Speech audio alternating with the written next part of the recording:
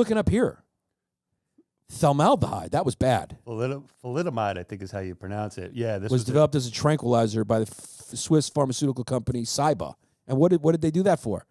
Oh, because it created a bunch of birth defects? Well, yeah, it ended up creating birth defects. Yeah, it was a pharmaceutical that was released, and it had horrible side effects for babies. Yeah, the use in 46 countries by women who were pregnant, who subsequently became the biggest man-made medical disaster. Oh, it's one of the biggest man-made medical disasters ever. This is interesting. So formaldehyde was introduced in 1953 as a tranquilizer and was later marketed by the German pharmaceutical company Chemogruthenthal under the trade name Kutergan. If you think I'm taking any drug by a German pharmaceutical company in 1953, that's a little too close to 45. Mm-hmm. You know, I will now because they've cleaned up their act a little bit. I'm still skeptical. But if you think I'm taking it fucking 8 years after the end of World War II, you got another thing coming. It's a little too close to home. A little too close for comfort. Yeah.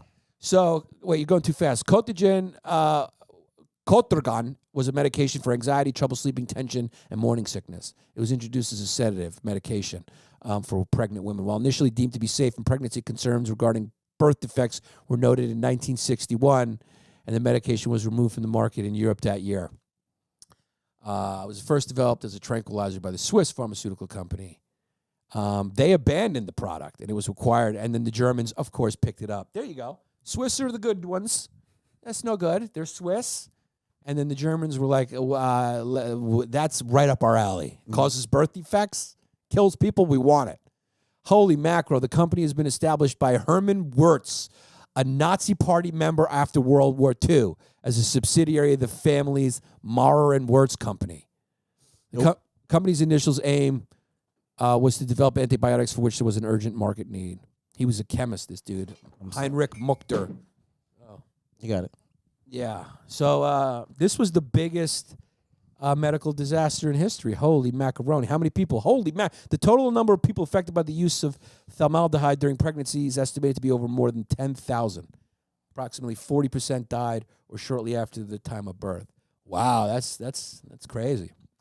So, that's why you need regulation, right? Because otherwise people would you can't trust the scruples or morals of some profit-motive person to look after the well-being of the thing that they're selling. Yep. After, because they could say whatever. You can have any doctor say, remember cigarettes?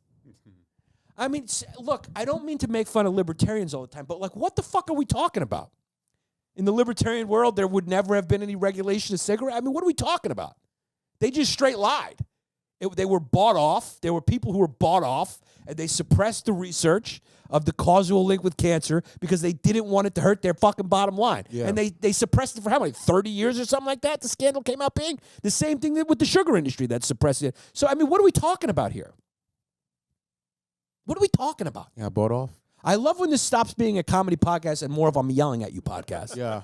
But I mean, seriously, it's like, grow the fuck up. This is not freshman year at your liberal arts college. Join the real world. Sometimes medical industrial complex is good. Sometimes it's bad. It depends how much oxy you can get me to resell on the black market in the Midwest to make a little money on the side.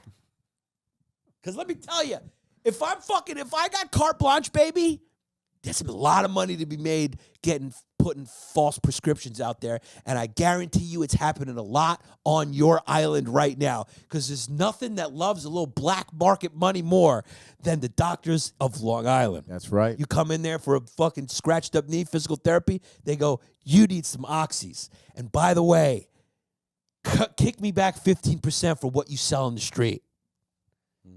Because that's how you get oxys, right? Really opioids. Is. That's what we have now. We have a fucking pharmaceutical industry created epidemic. These are synthetic opioids. These are the painkillers that people are dying from, right? They're overprescribed. They feel good. I mean, dog, if you can get Brett Favre hooked on this shit, everyone, they must feel really good. They stopped prescribing them. Because they feel so good, right? Because people are getting addicted.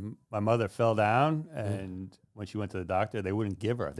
They said take some Tylenol PM, some extra strength Tylenol. Because people get too addicted. Yeah, they used to give them out like Tic Tacs. Yeah, they were giving. I wonder why. Well, someone was making a lot of money off it, so they recouped all their money, destroyed everything. I think maybe synthetic opioids could be considered the biggest medical disaster in history, right? Isn't that interesting? How it depends on how you look at it. There's a direct causal birth defect crisis that was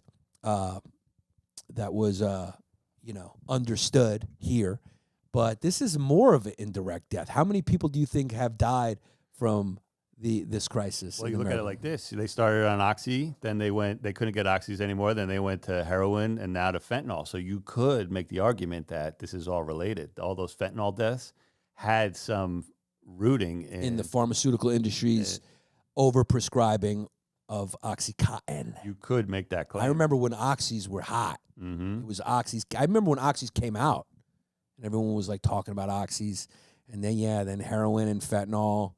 But it's all the same. They're all the same family, right? It's all an opioid. It's all an opioid, yeah.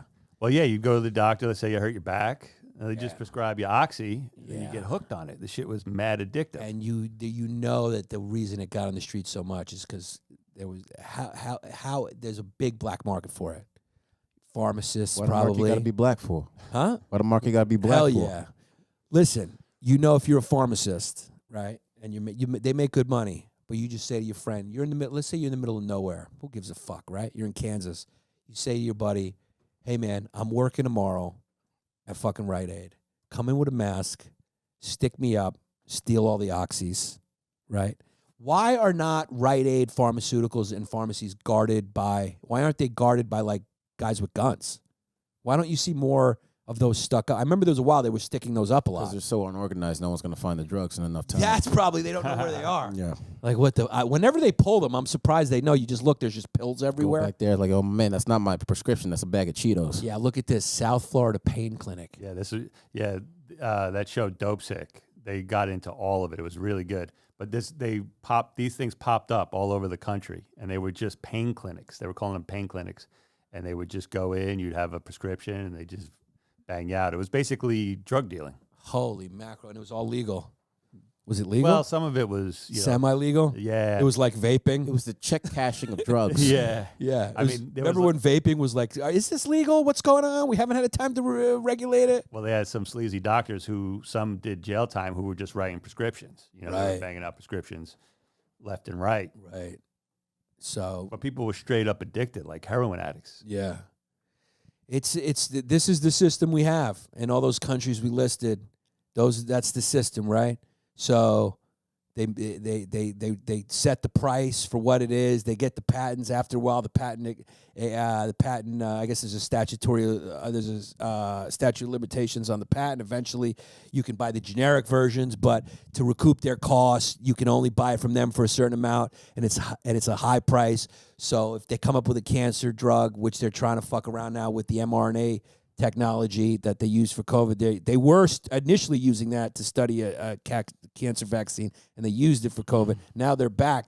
They're just recently came out. Sloan Kettering came out saying that they had a very promising trial with the mRNA vaccine on animals for pancreatic cancer that can treat it. So what they'll do is if they do come out with it, I guess initially only rich people will be able to cure themselves of cancer until they recoup the cost. That's how it goes. Until they recoup the cost, which actually means if you're middle class and lower class at that time, you're going to die because you have to wait for the patent to expire for you to be able to get the generic version. And their argument is, hey man, we came up with it. We spent all the research in it. It's our intellectual property, all that shit. That's a legit argument too, right? Especially because they're saying, hey, look, we're not here for the betterment of humanity. We're here to make money. And they like to frame it, and we had costs. That's what comedy clubs do to us, too. We have expenses. We're not trying to fuck you and make more money. We have expenses. Have sympathy on us. We have expenses. It's true, but I think they're exaggerating it. How do you look somebody in the face and let them die because they can't afford your fucking drug? How do you do that? That's horrible, man. But then I also understand how if you don't do that, you bankrupt the whole system. It's a tough, difficult We thing. also have Medicaid and Medicare. I mean, people are getting taken care of. Look, man, it's the middle class that gets fucked. Stop listening to your fucking pundits and fucking Fox and CNN and your dumb podcasts. The truth is, if you're poor, you're taken care of. Here's the truth. If you're poor, you're taken care of. You go to the hospital, Medicaid, Medicare, you're paid for. Taxpayers pay for it. If you're rich, you're taken care of. If you're in the middle, spread your cheeks open. You're fucked in every single way. You are fucked. If you were in the disappearing middle class, which is the really big problem in this country, the disappearing middle class, you are fucked. You can't afford the drugs. You can't afford the health care. You're not poor enough to have it paid for. You're not rich enough not to care. You're right in the middle. Guess what? Also, you don't make enough money to hide it, and you don't make as little money that you don't have to pay. So your taxes are fucking all accounted for. Yep. So if you're making $100,000, which used to make you rich, I remember when my dad made $100,000 and we were considered well off. If you make $100,000 now, you are poor and in big trouble. And you are an Uber Eats driver as You're well. an Uber Eats driver. If you make $100,000 now, every single tax dollar will be collected because you can't hide it. And you will also have to pay for your own health insurance, which will either come out of your check or you will pay it privately. But you will be fucked, my friend. So bend over, lube it up, and get ready for that big, long, red, white, and blue cock. It's going to dick you down, Mr. Middle Class.